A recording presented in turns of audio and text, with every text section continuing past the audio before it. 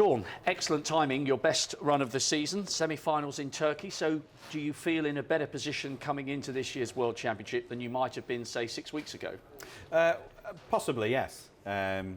Ironically, I'm in exactly the same position coming into this year's Championship as I was this time last year. You know, not really shown anything all season.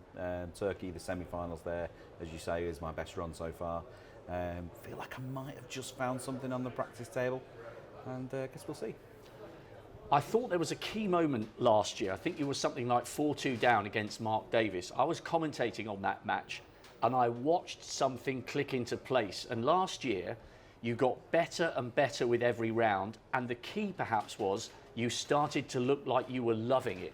Yeah, I do remember that. There was something clicked halfway through the match, as you say, and I carried that with me for the rest of the event. It seemed to grow, momentum followed me, and then the crowd, you know, picked up behind me. And before I knew where I was, Mark and I were shaking hands for the last session of the final. So yeah, listen, if history was going to repeat itself, I'd be very happy. And I guess it also shows that you are a little bit of a showman and you love having the crowds back, and it'll be brilliant that presumably we are close to or at capacity right from round one, where last year we had to wait until the very end of the championship to enjoy the normal Crucible reception for you guys. Yeah, I always said, you know, if I hadn't been a snooker player, I'd have probably ended up on the West End or something like that, you know, probably sweeping it. But, you know, I think we're all, certainly all the snooker players I know from my generation, we're all entertainers to some point. We do the exhibition circuit, we mix in with fans all the time. And perhaps that's not a dying art, but I think it's still something important. I just try and remember that we are entertainers. We are trying to put a good show on for people who've paid their money to come and watch us. And we must never forget that.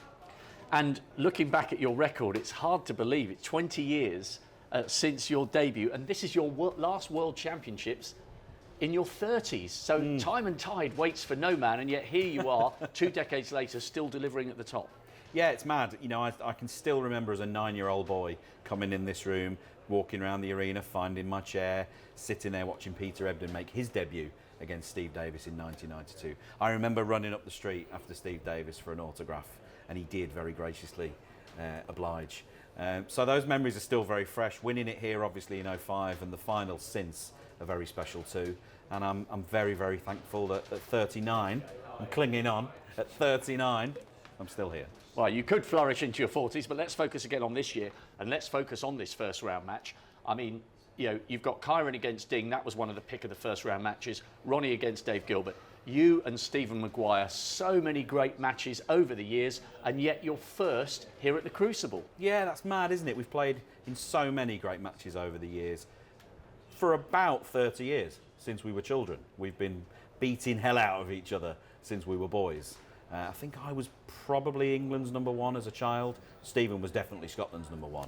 And so there was that little bit of rivalry. And we used to take honours back home across the border every now and again. But yeah, we've had some great matches, and I'm sure this one will be just the same. Yeah, I cannot wait to watch it. Go well, Shaun. Hope you have a great campaign. Cheers, fella. Thanks.